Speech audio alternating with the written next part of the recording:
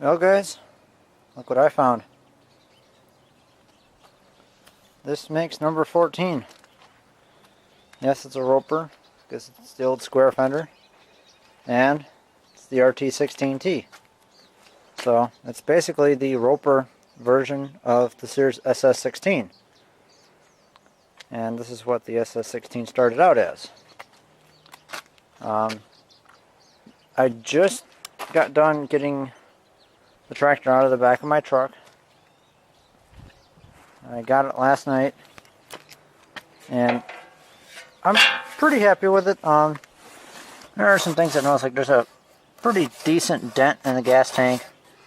It was repainted, but what's interesting is where it's actually brighter, that's the original paint.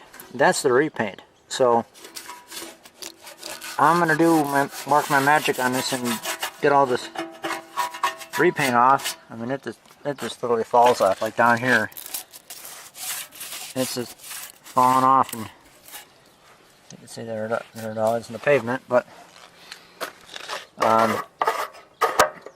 gas cap, it looks like it's been chewed on. There is something in the bottom of the tank. You guys wouldn't be able to see it, but original seat pan, there's no pad left on it, so I don't know what I'm going to do about that yet. Everything's there. The dash is in good shape except for the one ear that's broken in the bottom corner. The model plate tag is still in good shape. The shifter plate decal is not necessarily praised, it's just really dirty, I think, so I'm thinking that'll clean up, but we'll see. The engine is missing the flywheel screen and the covers, because basically what you see here is what I have. But overall, it's in pretty decent shape. I mean, it still has the PTO flap cover, the corner grill piece. The only downside is the front grill is broken right along here, all the way underneath. And these bolts, and this one is missing its nut, but these three bolts are the only thing that's holding the hood onto the, so it's basically holding the upper piece to the lower, and then the bar that goes in between here is completely missing. So I think I'm just going to go ahead and look for a different lower grill. Try and find a red one. If not, I'll paint one and try and weather it to match. Because right now when you open up the hood, what it does is it really stresses a lot on the grill. As you can see, the muffler is completely gone. So I'm going to have to find another muffler. PTO cover is missing. Points box cover is missing. These pipes are completely rotted off. But the carb looks like it's pretty decent. I was told that it ran in starting fluid, so we will see. The ignition switch is there, and some of the wires are unplugged, and the fuse from the fuse block is there, but the cover for the fuse block is missing. But yeah, overall, it's not that bad. I've been wanting one of these for a while. There's actually still oil in the engine. It's dark oil, but it's oil, and the engine does turn over. A lot of oil residue on there, and I'm thinking it might have been from them trying to get this thing running. I don't know. The engine might be junk, but we'll see. Still has a steering wheel cap, which is nice. It's really weathered, but I'm hoping I can clean that up. So yeah, there's the newest acquisition.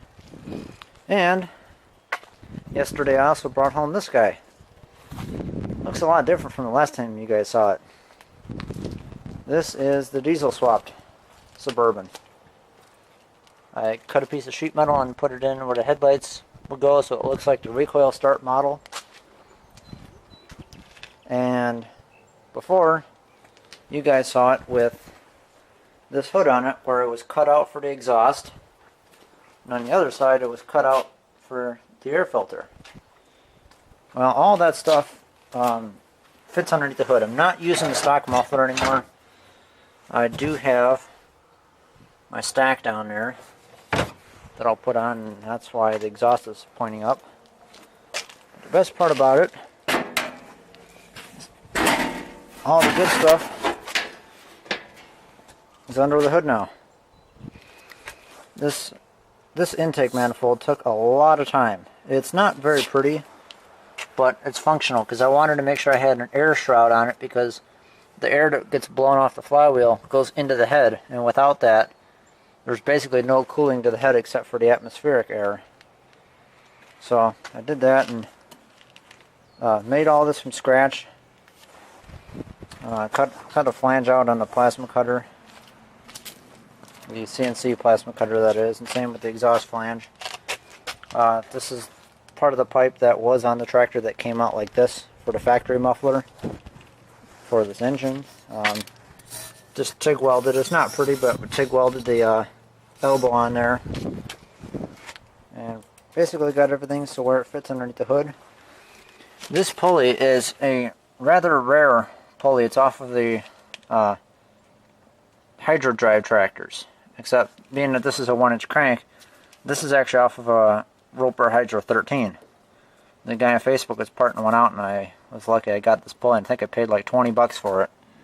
But this drive pulley is actually the same size as the pulley that was on the engine, because what was on there was a 5-inch.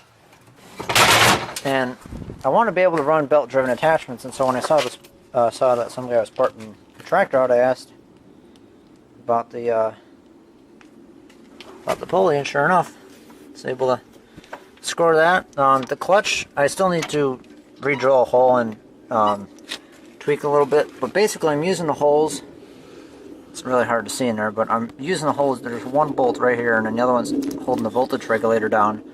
But I'm using the factory voltage regulator bolt holes to mount my clutch, and I still need to lop off this end so the belt can clear. But I did that so the clutch is up higher. So when you actually depress the pedal, it'll function like the stock one, and the pedal is in the factory location. So that included lengthening the clutch rod. So yeah, been a lot of work, and I found out that the steering shaft I have is not the right size. It's too long. I thought these were the longest ones, so maybe the steering shaft's off of like a 66 or something. So I still need to find a steering wheel and steering shaft, because the steering wheel I robbed off my custom, the 71, so then that way I can steer this thing. But yeah, there's that, and then there's this. So until next time, I will see you guys later.